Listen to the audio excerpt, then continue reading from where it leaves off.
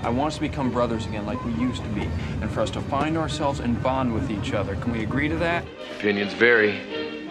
Welcome to Three Brothers Filmcast, a monthly roundtable podcast where the brothers behind threebrothersfilm.com have substantial, nuanced conversations about film. I'm Aaron Bergstrom, and I'm here with my brothers. Anders. And Anton. My last name is the same as my brother's. And this month we're donning our fanciest ascots and crispest chef's uniforms for a discussion of two indictments of the rich and powerful. Rian Johnson's Glass Onion, a Knives Out mystery, which is streaming on Netflix, and Mark Mylod's The Menu, which recently hit Disney Plus in Canada and HBO Max in the US. If you like the podcast, please give us a 5-star rating and review on Apple and Spotify, and recommend us to your family and friends. Thanks for listening, and now on to the show.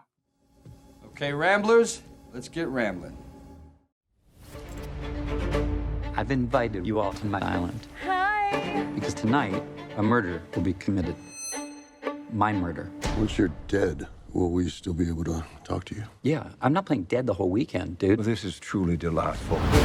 Across the island, I've hidden clues. You will have to closely observe each other. If anyone can name the killer, that person wins our game. Any questions? Halle Berry, that has a kick. Oh my God. What happened? Holy Ladies and gentlemen, there's been a murder, and the killer is in plain sight. For at least one person, this is not a game. It's no surprise that filmmakers have their knives out for the rich and powerful these days. The world's wealthiest 1% have amassed untold fortunes over the pandemic, creating a kind of economic disparity not seen in a century. Not only that, but billionaires such as Elon Musk and Canadian grocery store tycoon Galen Weston continue to force their personalities into the spotlight, not content with their massive fortunes, but also demanding our attention and admiration as public figures. Filmmakers react to their surroundings, and so in 2022 we got several films poking fun at the world's elite. Ruben Östlund's Triangle of Sadness won the Palme d'Or at the Cannes Film Festival, but we're focusing on two more genre-focused affairs. Rian Johnson's Glass Onion, a whodunit and the first of several sequels to his popular 2019 film Knives Out, and Mark Mylod's The Menu, a contained thriller about haute cuisine and the appetites of the absurdly rich. Both films pair nicely as genre satires of the wealthy elite, but let's start with Glass Onion, as it's the film that's made a bigger splash in recent weeks. Set during the pandemic, Glass Onion takes a bunch of rich and powerful Americans, played by Janelle Monáe, Kate Hudson, Dave Bautista, Catherine Hahn, Leslie Odom Jr., to a private island in Greece. These are all old friends who are compromised to varying degrees by their relationship with Edward Norton's Miles Braun, the Silicon Valley billionaire who owns the island and invites them in the first place. They play a murder mystery game to pass the weekend, and soon enough, someone ends up dead. Who did it? Does the answer even matter? Glass Onion is colorful and clever, but it's also smug. Like most whodunits, the film aligns the viewer with the brilliant detective, Daniel Craig's Benoit Blanc.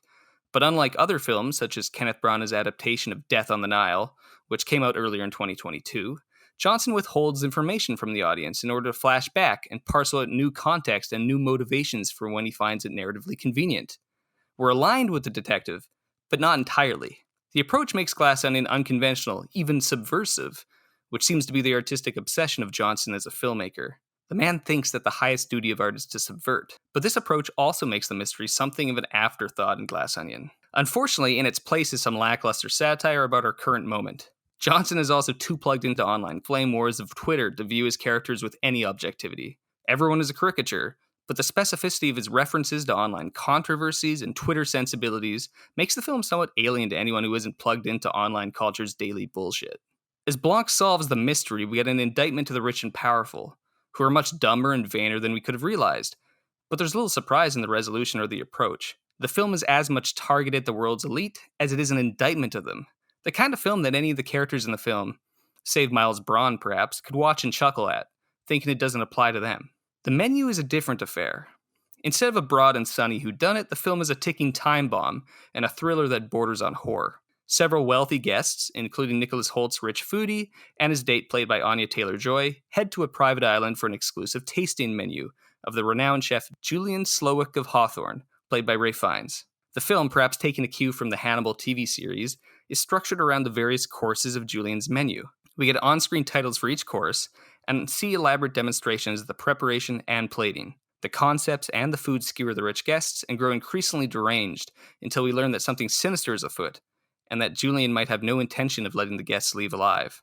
The menu is a thriller, but it's also a black comedy with elements of satire. Each of the guests, aside from Anya Taylor-Joy's Margot, are something of upper-class caricatures. For instance, there are 3 rich finance bros who lack any appreciation for fine dining, a washed-up actor, played by John Leguizamo, who pretends to be friends with the chef, a vain food critic and her supplicant magazine editor, and so forth. Like so many horror thrillers, the film gives us reasons to dislike these individuals, and then delights in punishing them, hoping we'll enjoy the tension and release of watching such punishment. Of course, Julian himself is not above critique, and the film's climax brings him into the indictment of elite culture. No one is safe here. The menu is more focused in its critiques than Glass Onion, although it also doesn't push the satire as hard or try to skewer specific real-life individuals like Johnson's film does. The film is a thriller, first and foremost, forcing us to experience the mounting tension of these guests who are trapped in Julian Slowik's restaurant and forced to acknowledge their own helplessness and superficiality with each subsequent course. It's an exercise in tension and concept. Although, like so many thrillers and horror films, the logic of the situation grows increasingly tenuous over the course of the film. In comparison, Glass Onion is more narratively and logically consistent, but the clarity of its message is more abrasive than the focused tension of the menu. So guys, let's discuss. We should focus on Glass Onion first before turning our attention to the menu, and then comparing the two films, expanding on some of the points I've raised in this keynote. Now, Anton, I'm not actually sure of your thoughts on Knives Out, but I do know you're probably the person who vacillates the most in respect to Rian Johnson's films. You're the harshest critic of The Last Jedi, but you're also the biggest fan of Looper's 2012 time travel thriller. So what do you think of Glass Onion and Johnson's overall approach to the whodunit? I quite enjoyed watching Glass Onion, but the more time and distance I have from it, the more it just sort of recedes from my memory. And so it partly reminds me of the experience of kind of like maybe a much more low-key, less murderous version of that kind of a weekend, where it's a lot of fun to experience, but it just sort of fades, and it doesn't seem all that significant. And I think that the film, for me, it ultimately is lacking as a satire and as a whodunit. Actually, I think your keynote kind of clarified for me that I think it's not a great whodunit. And I think the first Knives Out is much better as like a mystery. But at the same time, I found Glass Onion almost more of an enjoyable experience. And maybe I'm just coming at it as kind of like a hangout movie. And I enjoy it as kind of a hangout movie, like albeit, right, a murderous, funny, darkly comic one. But I like it in that sense, and I don't love it as a mystery story. I don't love the way it plays games with the audience, and kind of it's a smug tone towards all the characters. And we later we can talk about the difference between the smugness of Glass Onion and the sort of what I would consider the more ruthless satire of the menu. So overall, I liked it. I don't love it, and it definitely. I just don't understand people who think it's just like a brilliant commentary on today.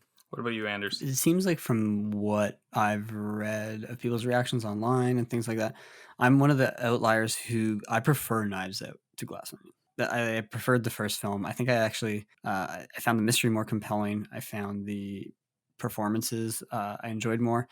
Some of it, I think, so getting back to your comment, Aaron, about the internet and the way that this film in so many ways is a reaction to online culture, and especially, as you say, sort of like, if you want to call it like elite liberal left sort of culture, right? Each of these characters clearly represents a type, the corrupt centrist politician, the men's rights activist, the self-centered billionaire. It can go on and on, right? The vapid fashion designer. I think Birdie Kate Hudson's Birdie might be my favorite character in the film, almost. But I think a lot of a person's mileage for Glass Onion might depend also on the cast and how much you connect with the cast. It seems like a lot of people really love the actors in here. I know Catherine Hahn has like a sort of, now I would say, beyond cult following based on I'm not sure exactly what. Is it WandaVision? Is that why? It's definitely added to it. And I like Janelle Monáe as a musician, but I'm not sold on her as a performer in this particular film. I like Dave Bautista, but I preferred the cast of Knives Out. I liked Anna de Armas, I like Christopher Plummer, Jamie Lee Curtis. I like Don Johnson in the role, stuff like that, right? Chris Evans is the ultimate smug character, but you're meant to want to kick his teeth in. The problem with Knives Out is, or sorry, not Knives Out. The problem with Glass Onion is that I think a lot of people's affection for the film is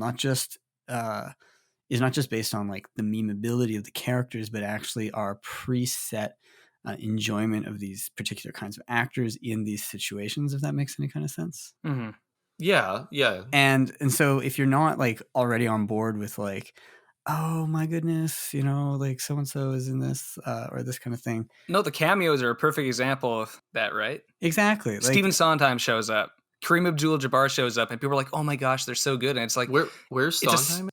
It's the Zoom party at the beginning. Oh, okay, yeah. And like Yo-Yo Ma shows up at the party scene with Birdie. I didn't even pick up because you're not the type of person who would notice. Yeah. But the target audience so those aren't does. made for you. But do you even find in the films the way it does fashion versus the first Knives Out, right? Like, again, it's not like a course correction or a change or anything, but it leans into all these things that people were essentially like saying they liked about the first one. And it goes harder in terms of like color, in terms of like all the different fashion elements. So the movie's just, it seems like it's more just trying to appease a select fan base. So, but you know why, right? Fan service in some sense, but just fan service for No, but it's a Netflix film. Like, that's the key here, I think. What it is that Netflix doesn't make their movies off of conventional pitches. They make it off of data, quote unquote, right? Mm-hmm. So they look into what their people are viewing. The whole classic example that's always given is House of Cards, right? They found that there was a giant overlap with people who watch Kevin Spacey movies, David Fincher movies, and this British miniseries called House of Cards. They're like, well, let's throw all three together and there's a series. I did not know that. So with this, Netflix gave Rian Johnson hundreds of millions of dollars, this giant contract for him and Daniel Craig to be several Knives Out movies. Like, we're getting more, right? There's definitely a third one made. But you can tell that it's like, what are the things? It's like, okay, what's our target audience? And so we have to narrow in on this target audience hugely. So we have to create the cast of characters who are like, the main characters of Twitter, in the sense of you don't want to be the main character that day on Twitter, right? Because that means you're the person everybody's crapping on. And so you got the men's rights activist, the politician, the designer, the brilliant scientist, the Silicon Valley doofus who thinks he's a genius.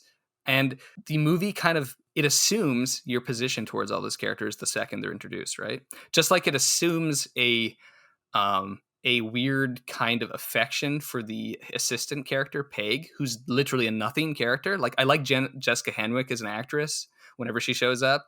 I don't love her or anything, but her character is like, there's nothing. There's nothing. Yeah, I was baffled. She just wears a bucket hat. I was baffled about this like sort of Peg fan base, because I was just like, after the movie, like I didn't even recall that she was a character. Like, I had already forgotten because she's so not important. Exactly. But the whole thing is that it sets up this idea that purely because she's an assistant character, who many of these people online have been assistants to annoying celebrities or people in newspapers or so forth, there's an automatic affection for purely the fact that there's a power differential, which somehow is supposed to be a positive quality for the character, even though the character has no qualities. Is this another Netflix phenomenon with like the whole Barb stuff and Stranger Things? No, it is season 1. Yeah, and it's telling Johnson to lean into some of the impulses that I think a wiser producer or studio would pull him back from. It almost makes me wish that we had done as a third point of comparison to discuss would be the most recent season of White Lotus on HBO. I agree. In terms of my wife was like, "Oh, if you guys are talking about those two, you need to talk about White Lotus." I haven't watched it, but I know. Have you best both? of the three? Have you both? Sorry, have you both watched it? Yeah. There's an assistant character in the most recent season of White Lotus that I think is handled in an actual characterization, not nearly as automatically sympathetic, but actually more human and touching in some ways. So, and who's the main? That's Mike White. Mike White of the Good Girl and School of Rock fame. Yeah. Glass Onion. Another thing that I was not satisfied with is our detective. And like, don't get me wrong, I just enjoy seeing Daniel Craig in movies.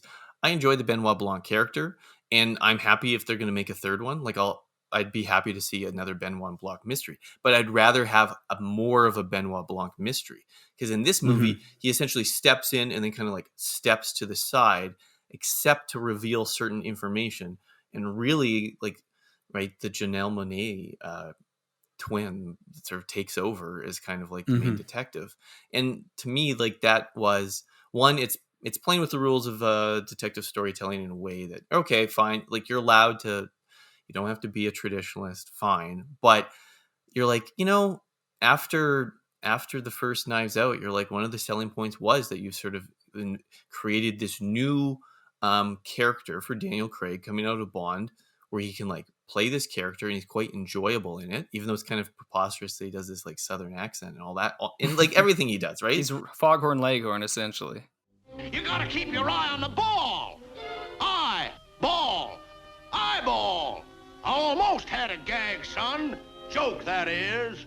And then you kind of like, you sort of sideline him in a sense. Like, he doesn't really do anything in this movie that impresses me as a detective. Like, there's no Poirot moment where you're like, oh, brilliant. The only scene is the time when it makes fun of it, where it's the murder mystery. He solves it instantly. If you got a theory, keep it close to your chest. You know, it's designed to be hard. This will take the whole weekend. You know, this is truly delightful. Oh, have we started already? Is it? Well, the murder hasn't happened. Oh, okay. But, yeah, why not? As Watson said to Holmes... It was Birdie who planted a remote device on a crossbow in revenge for you stealing her signature Ren diamond. Yes, and that's like, that was a funny. really funny scene. Yeah, but you know why? But this is, again, playing into the sensibilities, right? So Johnson, like, I don't want to psychoanalyze Johnson or any kind of this stuff, but Johnson really does lean into that idea of like subversion, flipping the hierarchy is like an automatic good, even if there's no motivation beyond just the flip, right? So one of the things that made Knives Out somewhat novel is the idea of centering the character who's not only the murderer in a sense, but also the victim of this family and the lower class person. She's the main character, right? Ana de Armas in the first film. She's the one who technically kills Christopher Plummer, but she's also the one who's going to inherit the fortune. She's the one good person among all of them. And Benoit Blanc kind of quickly realizes that he has to align both his calculated solving of this mystery to help her, right? And he does it again here because I'm starting to get a trend. It seems like a trend of Johnson being fascinated with this genre of the whodunit and the idea of the brilliant detective. But he doesn't want to center the idea of a white person, a white man walking around and telling people what to do. So he has to get a woman of color to be the audience buy-in point and to say that ultimately their moral outrage or their like emotional investment in the material is more important than the cleverness of the white brilliant detective who's an external person and thus doesn't have to deal with any pain or trauma from the scenario, right? So it's like it seems like he's literally trying to rip apart something about the genre that he doesn't like and remake it, but it's now seeming like a crutch, and in a sense it's almost like a weird tokenization of Janelle Monáe, and it especially is a little bit, frankly, I think it's almost like an exoticization of the character, partially because of the narrative decision to keep us on the outside looking in with her. Mm-hmm. Like the fact that the movie... We're not aligned with her narratively because we don't get her point of view. He assumes the audience is not her character. He assumes the audience is aligned with Benoit Blanc because he still assumes a sympathetic white viewer. But his target audience has already been trained the same way as him. Exactly. But it's also actually breaking the rules of the whodunit in a way that I find actually kind of annoying. So like the reason why I reference Death on the Nile is like that is Agatha Christie. That is Kenneth Branagh playing it very straight in the actual mystery. And you're 100% like if Poirot knows something, you know it. There's never the only moment that he's one step ahead of you is before the final reveal. And that's specifically just to build tension. This movie, there's actually no reason why we don't know what Benoit Blanc knows, except for the fact that Johnson wants to manipulate us. Yeah. There's no thematic reason. There's no other reason. It's just he wants to be fancy. I mean, I guess thematically, right? Partly the movie is trying to sort of, it's doing the subversion that you're commenting on, and it doesn't want to, the whole movie's about, in part, sort of deflating the centrality and self-importance of these white men who think that they're brilliant. Yeah. But then what's interesting about Benoit and or sort of unclear is just that, like, Benoit seems to sort of recognize that as a character. Mm-hmm. I guess for me, it's like, if you don't want to have a white Southern man as your detective, why do you have a white Southern man as your detective? Like, this is the thing. You're like, you could have a different person be the detective. Exactly. That to me is always like, so again, like there's some Johnson films I love. But that when he makes some of these subversive choices, it's not that he wants to do something new. He actually wants to take something apart. And that, you know, I'll have my moment of Last Jedi, and then we don't have to keep going on it. But, you know, like, what I mean is, like, instead of just creating a different set of characters that he wants to emphasize or something, he wants to take apart, like Luke Skywalker. He has to undo the things. It's not about sort of creating an alternative or different. He gestures towards that at the end of Last Jedi with the stable boy, with some of the other minor characters, but he'd rather dismantle it. But it's interesting because this isn't exactly the case that he was always in his films.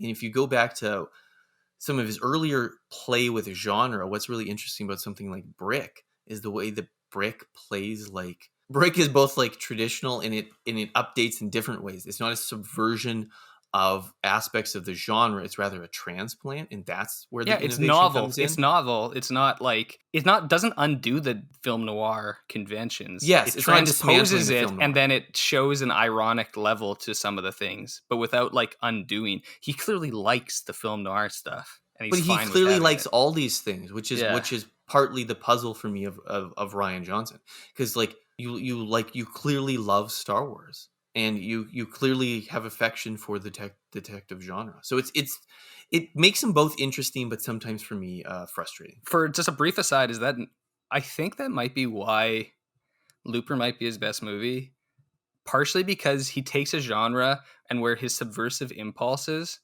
actually are there to kind of correct the paradoxes. Like he has a time travel movie and he plays with the subversion, but purely as a means of tying off the narrative things that always bug him about other time travel movies. Like Looper is one of those films that's a perfect loop that actually like blots itself out and solves the paradox in a way that other movies don't. And so he doesn't undo the concept, but he makes a solution that like satisfies himself. I haven't seen Brothers Bloom, so I actually don't. This is just a Wes Anderson. This is his worst movie. But it's not doing anything subversive. It's a quirky Wes Anderson style brother action comedy romp kind of.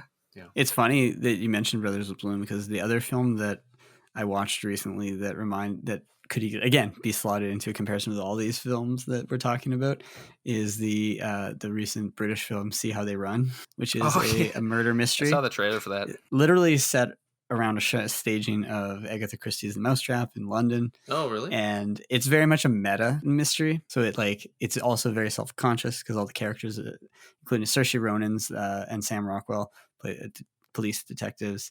And Adrian Brody's in it as an American movie director, etc. And that's why I was jumped by Brothers Bloom. Brody. Again, it's in some ways a slight film, but it's not interested in subverting, but it is attempting sort of deconstructing it more as like a meta film. It steps outside itself and even brings in Agatha Christie as a character in the story. So because it's set in the 50s. So do you guys offhand remember which? Because I mean, Rian Johnson directed episodes of Breaking Bad too. Yeah, he did Ozymandias, which is great. Yeah. That might be his best because he's not writing it, frankly. No, but he is one of these people. Like I don't dislike him. Like like that's the thing. You're like there's a lot I quite. He's like talented. About him. He's clever. Yeah. But maybe, I mean, on the other hand, frankly, probably the reactions I'm describing right now are kind of what he wants in his way. He actually wants to frustrate some of the people in the audience. This is why I like some of my biggest criticisms of Glass Onion that keeps me in the thought it was fine. I don't have any active like dislike of it, but I didn't love it. Well, so are you with thumbs up or thumbs down? I gave it like a slight thumbs up. Okay, but yeah, it's like really it's a very middling, like a 3 stars. Yeah, 3 out of 5. Yeah. See, I'll give it a slight thumbs down because I find it unsatisfying as a mystery. And if you're going to present a mystery, like can we just briefly? I think before we turn on to the menu, because there's a different. This is a good transition point, I think, slightly because one of the problems I have with Glass Onion, which I don't have with the menu, even though I don't think the menu is a perfect movie or anything, is that the menu seems dedicated to fulfilling the function of the genre. I don't think Glass Onion is dedicated to that function because the mystery is such a wet, like it's a splat blus. Like and it only functions in a satisfying manner if you are tickled pink by the notion of they're just dumb. These dumb people. It's so dumb. It's so dumb. It's brilliant. No! It's just dumb. These rich people are dumb. It's like actually lots of rich billionaires are not dumb. Some of them are really smart. Some of them might be evil people, but some of them are really smart and talented, and that's why they're in power. Yeah, they're not accidentally there. Let's be honest. They're not just bumbling fools. And it's not the royalty we're talking about here. No, but you're not born into seeing. No, but that ending of like the way it resolves it, where it's like, even if you couldn't guess that obviously Miles Braun's the killer from the beginning, just because it's the only way the theme works, but it's also like the whole poisoning of Dave Bautista. It's so obvious that Miles poisons him. He hands him the glass. If you're just paying attention, you see all the things out in the open. Like you see it happen. You know it's happening. And so for that is it doing it in a way that it wants you to? No, exactly. It wants you to notice it because that's the point. But it's like, okay, so you're actually not interested in satisfying the mystery here. So but then what are you interested in? You're interested in taking him down in a moral sense. Yes. And having all the other rich people who are slightly less worse than him, not quite as bad as him, turn on him and do that grand display of supposed cathartic destruction, which involves destroying the Mona Lisa, which I find like horrifying. Yeah, that's actually my least favorite part of the movie, and it's almost enough to tip me into like a dislike. Because even other parts of it, I was quite enjoying the movie. Like that's the thing. But like, to me, but even just the montage of breaking the glass, it's so futile. I just think it's the kind of movie that like I think it wants me to think that that's like the right choice. And to me, you're like, I don't know. Like, I don't know if I could, I don't even know. Even if you want to get Miles Braun, like the Mona Lisa is not Miles Braun's possession. And this is what it confuses. And this is what frustrates me about that whole decision to it. Okay. You can critique his access to it. Right, that he's in a position the fact that the Louvre would lend him to it, and they would lend it to him, and he bailed them out, and all that sort of stuff. But at the end of the day, what she's destroying to get to him is actually the cultural collective heritage. It belongs of humanity. to us, everybody. So you're actually like it's an FU to humanity, into all of the things we possess, rather than to Miles Braun. So you guys have been spending a lot of time talking about the plot of the film, and the structure, the story, and the characters, and how that stuff works for you. And maybe you're talking me into thinking that maybe it was just after Christmas. Maybe I was just in a good mood. Maybe I was, having a good time with and laughing at a few silly jokes. But that's the target. That's the target. Exactly. But the more I think about the film, maybe I didn't love it that much. But actually, the one thing that bugged me was actually that compared with Knives Out, at least my perception is that it also visually, as a movie, just doesn't look as good. Maybe that's the Netflix effect you're talking about, Aaron. Mm-hmm. But I actually thought that it's kind of like, it's not actually all that inventive. It's pretty like, it doesn't shine the way even some of the moments in The Last Jedi do visually. It does feel a little bit like a prestige TV show. Like, let's be honest here. Like, is it much different or better than White Lotus? No, but I think White Lotus is like pretty well shot. Yeah, exactly. But I'm just saying that like it might actually be more cinematic in some ways. But I think the Knives Out, Glass Onion in particular, it's not about necessarily just the camera work too, right? It's the whole mise en scène. The colors, the color, the saturation. There's a sort of the layers of glass, the open. So it gives it a flat, the whole Glass Onion. Maybe it's meant to be that way. I don't know, but I just visually didn't enjoy it. I thought Knives Out had better style. I preferred the costumes in it. I preferred the all that. But you also get more of the mystery atmosphere in the big old house. Winter, more the Greek islands, not like super cinematic. Yeah, but it can be. If you guys want to watch Mamma Mia, here we go again. You can see how you can make a Greek island looks lots of fun. Superior too. No, but it is far superior. What? Oh yeah, Mamma Mia, here we go again is better than the original and definitely better than Glass Onion too. I haven't even watched it. Okay, I'm not a Mamma Mia fan, but okay.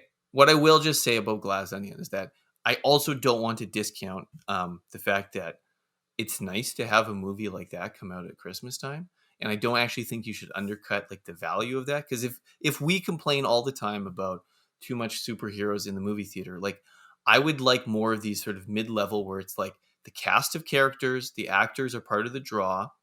It's not doing a big action smash destruction sequence, or it's also not fantasy, and it's not indie or like a small picture. That mid-level, we don't get a lot of them, and it's also like it's an entertainment vehicle that isn't oriented around just sort of superhero action. So I appreciate it for that. And around Christmas, it's like there's a reason it's good that it came out then, because you're like, we watched it with the family, and it's the kind of movie where like kind of everyone enjoyed a piece of it, right? Right. But I guess what I'm trying to say is that there's also an aspect of that movie that is targeted to the exact same people who watch Marvel movies all the time and laugh at the Marvel type jokes. And there's a reason that Marvel movies are very popular among the same like sort of general demographic of people that you can go watch. I don't know about that. I don't know about that. I No? feel like this is targeted at the aligned people who think they're a little bit smarter than a Marvel movie. And that's kind of the kind of person who would dunk on a Marvel movie for never actually undoing the own genre it exists in. That's one of the common complaints that critics always have about Marvel is that, well, it couldn't break free of the Marvel formula. It's like, well, yeah, it's a Marvel movie. That's the whole point. No, but Marvel movies, quote, subvert superhero They never stuff. do, though. But they never do. The Taika Waititi's Thor Actually. films try to, yeah. Well, it Like pays, the most pokes soft fun at it veneer, exactly, yeah, I don't and know. then it just goes into a 30-minute action scene at the end anyway. I do agree with you, Anton, that this is why I don't want to be too unduly harsh on the movie. I'll be critical on the movie because the movie's fairly critical with the genre it's inhabiting, and I like genres being played straight, but it's also like the next Knives Out movie. I will watch it, and I don't begrudge Daniel Craig and Rian Johnson from doing these, and I might like the next one. We'll see. Like I don't hate this movie at all. It's just I don't really like it. I don't think it really works. So we've talked about Glass Onion. Now I want to transition us over into the menu because I know we're going to pick up on some Glass Onion points when we do it. Welcome to Hawthorne. Here we are family. We harvest, we ferment, we gel. They gel. We gel. He's not just a chef, he's a storyteller. The game is trying to guess what the overarching theme of the entire meal is going to be. You won't know till the end. Who are you? I am Margot. Why do you care? I have to know if you're with us or with them. Now, I know that you were a fan of the menu, Anton. So to start this off, I'm more curious about Anders' thoughts about it. Like, did you like the menu? And even with no comparisons to Glass Onion right now, just as it discussing it as a thriller and as a black comedy satire, like how did it work for you? I generally enjoyed it for the most part while I was watching it. I thought it was, it kept me involved the whole time. I like a lot of the actors in it. I'm a very big Ralph Fiennes fan. So for a lot of people who love Benoit Blanc, I'm like, I'll watch a movie with Ralph Fiennes anytime, it didn't overstay its welcome. It's a nice, fairly tight film and focused. In that sense, it kind of reminded me almost like a kind of like an extended Twilight Zone episode or something like that. Yeah. And I would still, again, I probably give it a similar kind of rating to Glass Onion. I'm like, thumbs up, but I'm not like blown away by it or anything. And it's one of those films where, like, again, the more distance I get from it, the more I like think about certain things. I feel a little less like, I'm like, I'm not sure about that bit. I'm not sure about the characterization of that character. I think mostly I don't feel it like deals with the motivations and things quite well. And even though, again, it also thinks it's kind of like giving a critique and subverting, but it also ends in a very kind of cliched way. I mean, like, the other thing is I actually do quite like Anya Taylor-Joy as an actress, and yet I think, and it's actually mostly, I think, a script problem. I think her character, who's meant to be essentially the audience standing character, if we're talking about these kind of characters in a film, I never really quite was able to like connect and locate her within this world, and unfortunately she can't quite then carry it through the way you would need to really, I think, satisfy the film. So I think it's a good film. I think it's I agree that aesthetically I think it's sharper, literally like a darker, more and the setting, it lends itself to that, the way the modern restaurant design kind of looks and this sort of elite rich world, but yeah, I don't think it's like amazing. All right, counterpoint, Anton. No, I know you're a big fan of this, Anton, so explain it. So I think what I liked about it was that, as to build off of, say, my Letterboxd review, for me, it was I really appreciate when a movie has a concept and then actually fully executes it, fully commits to it. And what I really appreciated about this movie was that it stuck to this idea that Chef Slowick is having people to the island It's unclear initially what the situation is, but slowly we start to sense there's something sinister going on. And then it actually goes through the motions of him doing his plan, right, to kill everyone and himself and end things. And in doing that, it does not descend into just the conventions of horror where it's just people running around screaming, being attacked. There's no scene where Chef Slowick is running around with a big chef's knife chasing people. And there's been brilliant horror movies like Barbarian that came out that have stuff that's excellent, but then they descend into this stupid stuff that always bugs me. And this movie never does that. And at the same time, it retains aspects of the horror genre. I don't think Anya Taylor-Joy is the best casting for this role, but she does fulfill the purpose as being the final girl, which is what she is. And I think it's more clever and satisfying in some of its little twists than Glass Onion is, in the sense of I really like the fact that Nicholas Hoult, it's explained that he was he knew about it and he still wants to commit to it all. But that part to me, I'm like, there's certain weird things though. Then if you know that if Tyler knew that he was going and what everything was going to happen, then why does he do certain things earlier in the film? Why does he take the photo and why does he do certain things? It just that some of the stuff, it felt a little bit similar, ironically, to Glass Onion, in the rewriting of the Andy Helen switcheroo stuff. But I don't think he does anything. So one thing you'll notice, and what my wife and I were talking about, was that during the movie, early on, we were like, oh, how come he's not bothered by the person being killed? He's not bothered by those sorts of things. He's just focused on the food. He's enjoying his meal. And I actually think it commits to the idea that Tyler, the character, just wants to have the most amazing dinner, fulfill his full dream of going to Hawthorne, having the most perfect meal with the most perfect chef that he so admires, and then just that's all he needs in life. I kind of like the character Tyler because I actually think Nicholas Holt's a really good actor. In fact, that's the one thing that is great. I actually think he's really good in the role, and I think he's generally a very good actor. He's also for a guy who can play those kind of pretty upper class boy, man kind of thing. But he can also be Mad Max. He can also do other stuff. I mean, he's been acting. Yeah, he can play a handsome young guy, and then he can also do sort of absurd. Exactly. But what I think he's good in it. He can. But his character again, I think there's some just little script things that kind of for this movie that kept me like when Tyler makes the meal. Maybe this is a weird foodie thing, but when Tyler is forced by Slowick to make the meal, and he's like, "Okay, give me leeks, onions, give me butter." I'm like, "Oh, he's gonna make a bechamel sauce," and it's just I'm like, I don't believe you're a person just bothered because that... you are Tyler Anders. No, I just don't believe a guy who is willing to die for that meal would not be able to perform in that moment. Actually, and I actually think you could have him do a competent home chef version and have Slowick insult it regardless, and then it'd be better. What did you think of Hong Chau's assistant character to the maitre d'? She's pretty funny. Yeah, what? So I thought she was funny. Yeah, I think she's good, but I think she goes a little at the end. Her whole getting angry at Margot. To me, I was not sure about that. Well, I think, but you have to also see. So there's a few different what I also like about the movie is that I thought that say Glass Onion is a one. And Aaron, we gotta let you get in here. But to me, Glass Onion is a one-dimensional critique, right? Going into it, I kind of expected a certain critique, and then it sort of fulfilled that. And I think that the menu is doing a few different things. It's not actually just a critique of the rich and the people who dine. It's also a critique of kitchen culture. So they're a cult. On the island, they're a cult. They're obsessed with the chef. They've committed their life to the kitchen in a way that people in the kitchen, they're often it demands so much of you. It can't have dysfunction on the rest of your life. And then it also, to me, there's elements of the movie I would say as a reference point is also The Most Dangerous Game.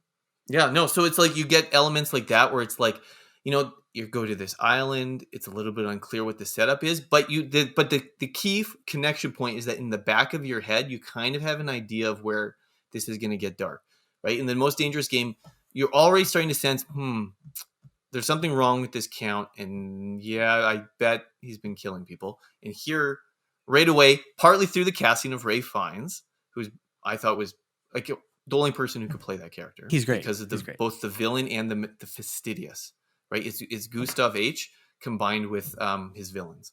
Aaron, what do you think? Because I'm going off like to me this isn't like a perfect movie. I gave it an 8, not a 9 or 10, but I'm still quite satisfied with it, and I would probably watch it again.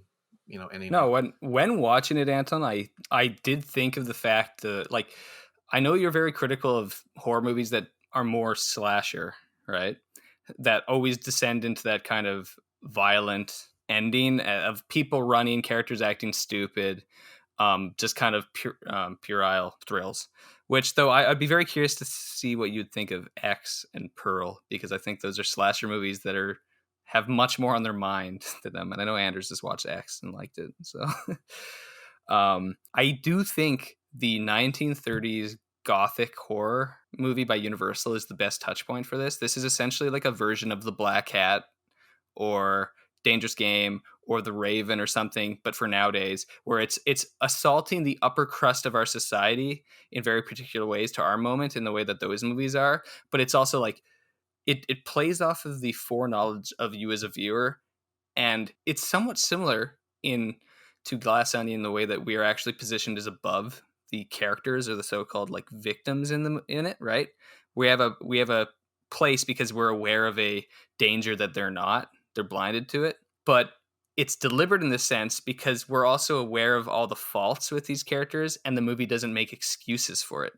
It's like, all these characters are awful and they will be punished and you will enjoy it. Like, that's kind of part of the menu, right? Yeah. It's like, I will kill them, and that is the delicious taste. That is part of the experience. And so I've in recent years I've started to gravitate more towards these genre movies that just promise you something and then fulfill it. Yeah. And it does, like, so I don't love this movie, and it's not like narratively that consistent, because I do think the Margot character, like, the movie invents a rule for how she lives that contradicts what we are actually told in the movie, which is, you will die. Everybody's dying. Nobody's leaving. Everybody's dying. Doesn't matter. You're on our side or their side, but we all die. But is that because she didn't come for the meal? No, but that doesn't matter. That's the thing. I know. He literally says that. He's like, you're going to be on our side or the others. I think that does sort of matter. No, but he specifically addresses that earlier in the movie. What I'm saying is that the movie is very, very consistent about the rules and about the world and the tone, except for with regards to her character. And that's where I think the dissatisfaction comes from her. But I also don't think that she's all that interesting. So I don't really care, because, like, Julian is the main character. Yeah. Like, or he's the central character. He's the one we're interested in. He's the one we get a backstory out of. He's the one that we learn what his tics are. He's the one who commands our attention. And I actually think Tyler's the hilarious.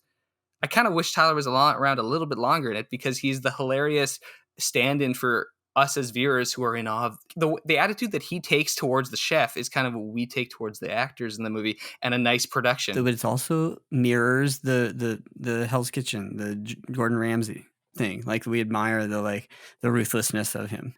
But to me, Anton, this is where it's the critique of the food culture thing kind of becomes muted a little bit for me, because, like, honestly, the making of the cheeseburger and him in making this cheeseburger, I've found my joy in creation again, kind of is like super cliched, actually. Like, right? Like, I mean, like, literally chef did it like 7-8 years ago. Like, yeah, Pig did it last year. Well, it was sort of a Pig moment, right? But let me just say though that what I like about this movie, and I probably, if I'm forced to put the two films against each other, I pick the menu.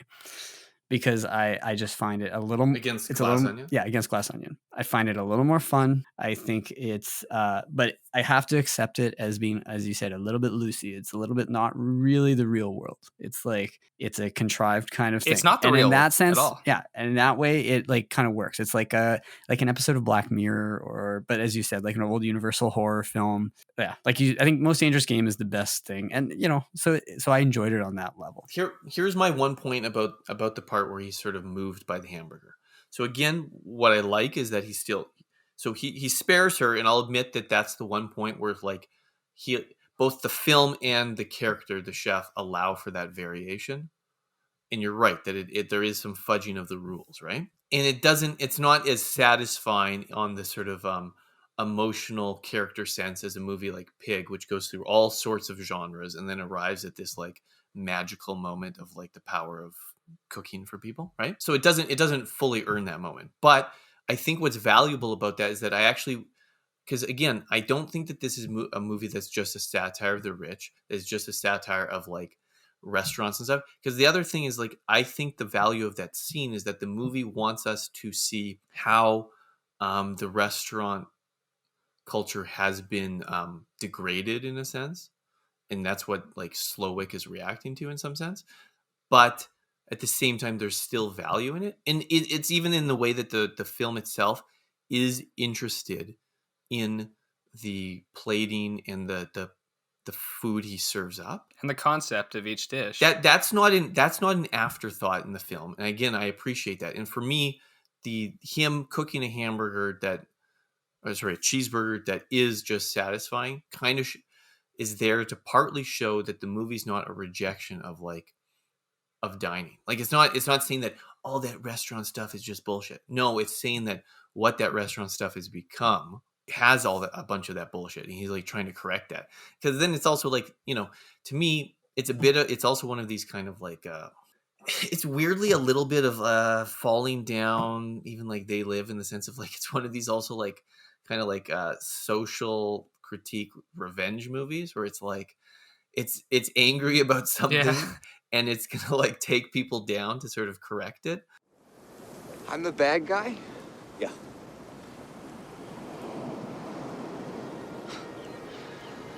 How'd that happen?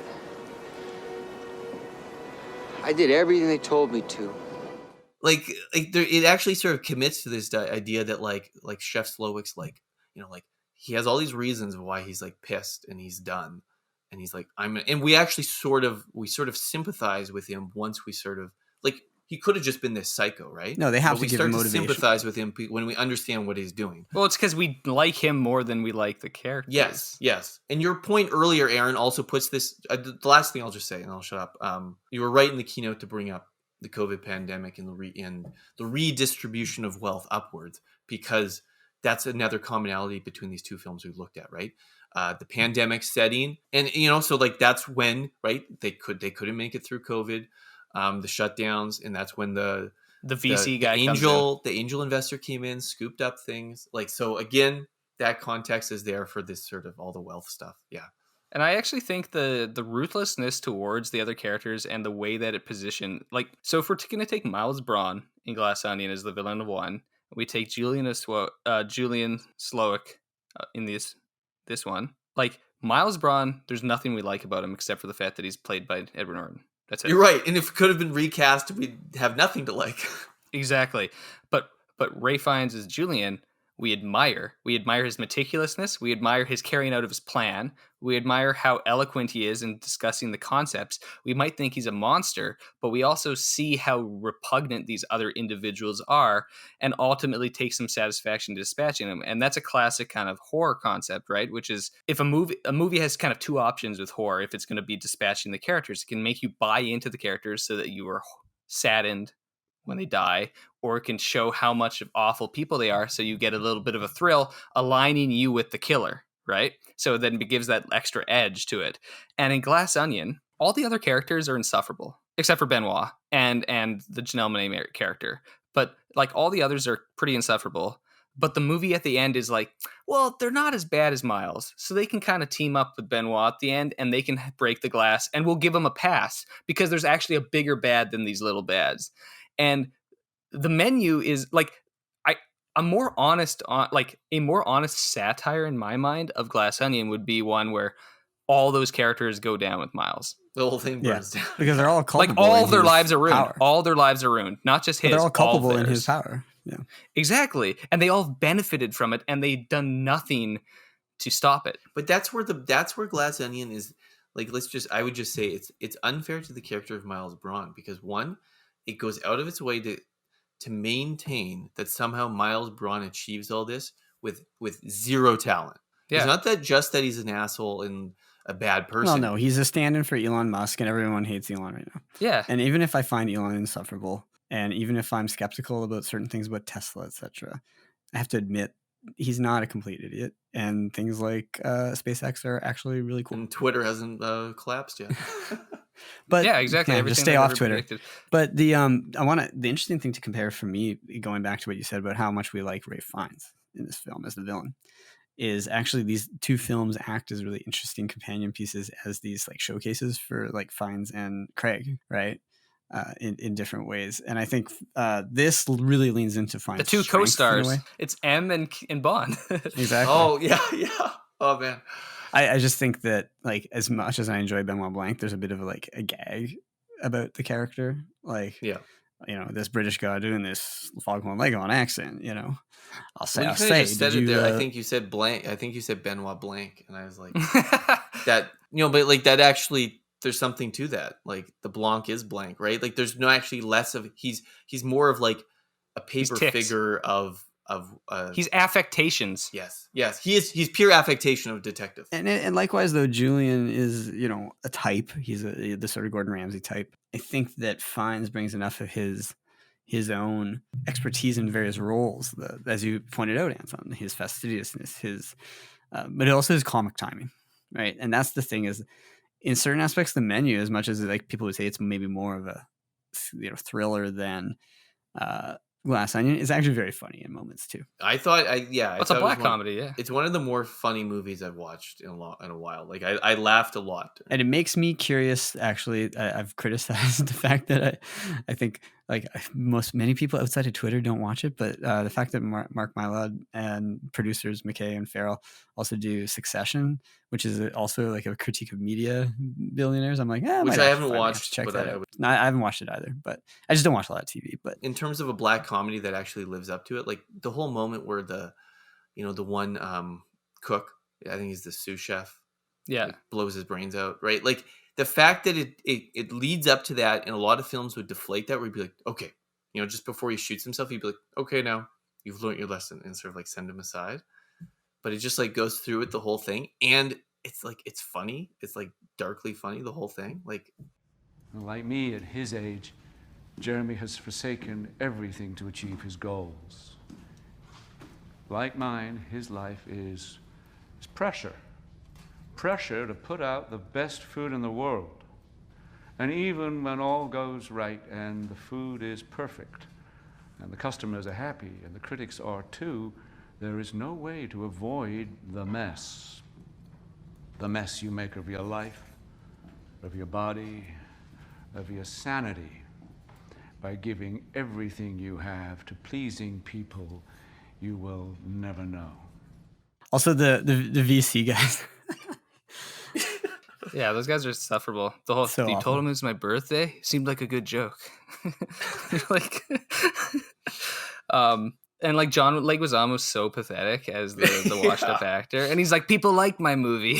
It's like Leguizamo and everything. And but the idea of like your attitude towards art is offensive to me. Like that's your sin.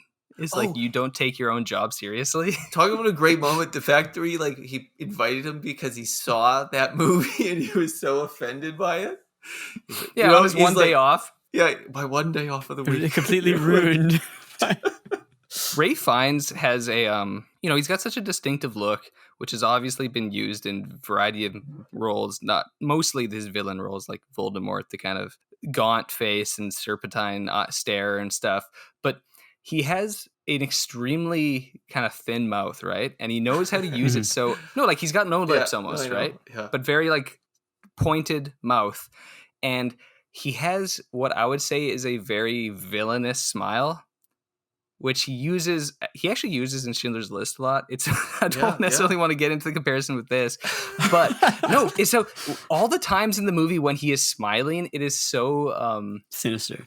Like it is like a death knell for whoever he's smiling towards, because there is a knowing repulsion that he only expresses through being like a human response to it, which is the smile. But it's just his hatred is so intense. And the whole scene right after Tyler makes the meal is kind of like the perfect moment with it. He's like, it's very very bad.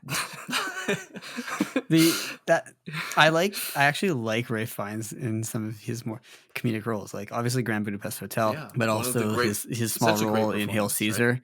He's so good in that little role. Wait. I watched that recently, but now it just popped out of my mind. Would that it were trippingly. Would that it were so sample. He's the director. What's his name again? He has the double name. What is it again? It's like Lawrence Lawrence. Lawrence Lawrence. It's like sorry, Mr. Lawrence. It's okay. You can call me Lawrence. It's like no, you can call me Lawrence, but I thought you were Mr. Lawrence. Christian names, yeah. Yeah. He's so good at that. Like I want a whole movie about Lawrence Lawrence. All right, let's try this. Your line, just say it as I say it. Say your line exactly as I'm about to. Just as I'm about to do. Sure, okay. Would that it were so simple. Would that it were so simple. Would that it were so simple. Would that it were so simple. My dear boy, why do you say that? Why do you say twere? Well, you should say it like I said it. Yes. Would that it were so simple. Would that it were so simple. Would that it were so simple. Would that it were so simple. Watch my mouth. Would that it were so simple. Would that it were so simple. Keep your head still. Would that it were so simple. Would that it were so simple. Would that it were so simple. I'm trying to say that, Mr. Lawrence. Lawrence? I thought a minute ago it was Lawrence. No, we can use Christian names, my good dear boy. Lawrence is fine, just as I call you Hobie. Okay. So, would that it were so simple. We almost need to do it like at some point when I watch it again. Sorry, side note, but you're like talk about an underrated Coen Brothers movie. It is. I think it's so good. Is. In part because it's also like a more comedic and lighthearted companion to things like obviously Barton Fink. Yeah. I feel like it's the last like real Coen's movie because obviously they made Ballad of Buster Scruggs after, but it was streaming and it's anthology, so this feels like the last actual brothers working together one. Yeah, like the menu doesn't. I don't know. I think it's also that it has slightly more modest ambitions, and that might be me being a sucker for not being a sucker, but being like manipulated by marketing campaigns. Like Glass Onion was put out not just as a like fun holiday fare, but also as a prestige follow up to this acclaimed, brilliant subversion of the whodunit. Well, the menu is just like genre fare with good actors. But yeah, no, I agree. There's something about a movie that has more modest ambitions and succeeding, but at the same time, I think there's something to movies that swing big and miss, which I kind of enjoy. Like I'm definitely a fan of that. Wait till you watch Babylon, and wait till you see a couple of the films on my top 10 list. Is it swing big and miss, or is it like you get like a single? No, but like that you don't always hit it. Like yeah, it doesn't have to be perfect. Like a movie like Babylon takes a massive swing in the last scene, and you're like, oh, what are you trying here? And then you're like, you did not connect on that, really. But I actually don't think Glass Onion's super ambitious, actually. And it doesn't. It's just probably also the fact that it's like half hour longer than the menu is part of it. Yeah, it's not crisp enough. Menu's tight. Yeah, it's efficient. But like, will I be thinking about the menu in a month or two? Maybe not a ton, but I'll put it alongside like Beast, the Idris Elba fights a lion movie, as a movie where I'm like, I'm just satisfied watching. I'm like, yeah, that was a good time. I think they'll probably, if anything, I think there's some memes of the menu going around that hopefully they'll have some shelf life. But likewise, I think Daniel Craig is also actually pretty good in comedic roles, so I'm happy to see both of them take on roles that are a little bit like. It's a good turn. It's funny. Yeah. It's a good choice for him to do something like. So turning in a different direction, but having the framework to be able to sort of do a few of these does like Craig sort of like have. So I saw these comments online. A lot of people made these comments, whether in reviews or just tweets or whatnot. And it was like, it's so nice to see Daniel Craig in a role he likes. And I'm like, yeah, but just wait till 3 films down the line where he becomes so tortured and hates playing Benoit Blanc that he has to manufacture his death in the final film. And it has to be such a grand thing that he destroys the franchise so Rian Johnson can never make another. No, but seriously, like when people are like, oh, it's so nice. He's so it's like, he's so tortured as Bond. And you're like, that was his choice to make Bond tortured. Bond is supposed to be fun. And the fact that he didn't have fun playing Bond is like kind of baffling to me, but let's just hope the next guy has fun with it. It's the sort of thing where you're like, I quite like Craig in the role, but you're right that looking back probably on that era, you only have so much you can do with like if he's going to pursue the tortured angle on Bond. Yeah. No, it's just I find it ridiculous when somebody's like, they finally let Daniel Craig free. I'm like, all the decisions in Bond he was a party to. He was a producer. He on it. Like, what are you talking about? was producer. Yeah, they didn't have a gun to his head. Like, you will be. He got story credit and paid $50 million each movie. Like, I do think there is like this weird idea that like somehow like we should feel bad for Daniel Craig having been Bond. You're like, come on, like. I'm just sad we never got more Mikhail Blomkvist films with him. So, any final comments on sort of these films together? Well, now I felt like maybe we should have watched Triangle of Sadness and paired that into, because it does seem to be a thing in the air right now. This like attack on the super rich. Have you seen it, Aaron? No, I don't really. The Ruben Östlund films I've seen, I don't like, so I'm hesitant to watch it. But I mean, you're right. There's so much here, like, because we could also compare it to already, like White Lotus, Succession, etc. Yeah, it's definitely fits the zeitgeist, as they say. But I also think these work really well as sort of like midwinter, like just time fillers. Well, it's good to have something like, to be honest, like, you know, we'll get into some of the awards fair, you know, but like it's sort of nice in January to also watch something that's just enjoyable and not just trying for Oscars or whatever. Not every podcast can be on the giant prestige movie or just some like foreign art house film. No, it's fun to talk about different things. Well, hopefully you had fun listening to it. Thanks for listening, and catch you on the next episode of Three Brothers Filmcast. Goodbye, Mr. Bond. I bid you farewell.